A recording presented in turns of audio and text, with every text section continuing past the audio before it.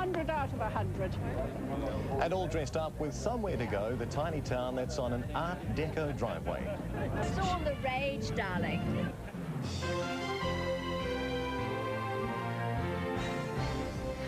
First, the end of a sorry saga to refloat a stranded log. Archbishop, it was given clearly and professionally. Dr Hollingworth's return to Canberra this afternoon puts the heat firmly back on Prime Minister Howard. With the Queen beginning her Australian visit in Adelaide on Wednesday, Mr Howard must act quickly to avoid an embarrassing repeat of the media circus which marked the Governor-General's visit to New Zealand. The only way to do that, some say, is for Mr Howard to convince Dr Hollingworth to step down. Michael, as well as the Queen's visit, there's also an important Commonwealth leaders meeting coming up, so what's John Howard to do? Well, Chogham really is John Howard's chance to showcase Australia to 52 Commonwealth leaders and the Queen as well, obviously. And the last thing he wants is for there to be noisy protests outside the venue on the Sunshine Coast. So that gives him just 48 hours until the Queen arrives to tidy up this whole sorry saga. So there'll be much head-scratching going on in Canberra tonight. But really, this controversy has got up such a head of steam now that the smart money is on Mr Howard leaning on the Governor-General and suggesting that he goes quietly. To hang on in there could lead to a whole lot more ruckus yet, and that's the last thing John Howard wants. Australia correspondent Michael Holland in Sydney. Contra reaction on her visit to New Zealand. The Queen has had her first official outing of her 5-day program, and it meant she spent most of the day in church.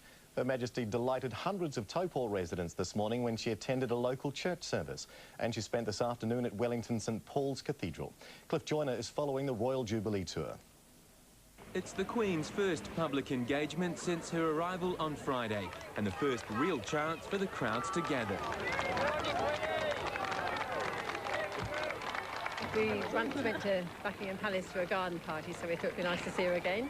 The Queen and Duke of Edinburgh joined 300 fellow worshippers from Taupō's 2 Anglican parishes. It went well, according to plan, on time, although the royal party were a bit late, but I'm sure we kept our part of the bargain. Very special. I am English. The only difference to the usual service offered up on a Sunday was the duration. It was shorter, and the Duke of Edinburgh read a lesson. I didn't think it would be so moving, is standing a few metres from the Queen and singing God Save the Queen while she stands there. So that was quite moving, really. Seats inside the church were by invite only, but hundreds gathered outside. The first indications that after a low-key start, interest in this, the Queen's 10th visit, is building. Most appear to be regular royal watchers, including this woman who gave the Queen flowers during her visit back in 1995. And I sent a photo over to her and got a letter back from the lady in waiting about it. The service complete, the Queen shared a laugh with parishioners and spent a few minutes talking to people in the crowd outside.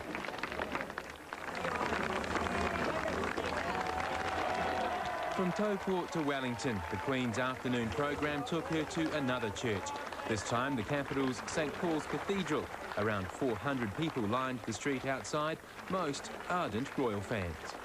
I work in the theatre, and I think the royals give us pretty good theatre. Only a handful of protesters made the effort.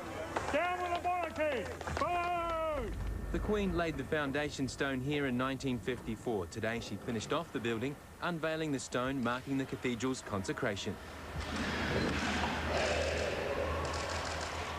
From here, the Royal Roadshow steps up another gear. The Queen heads to Christchurch tomorrow for a full day's activities before returning to Wellington for a state dinner tomorrow night.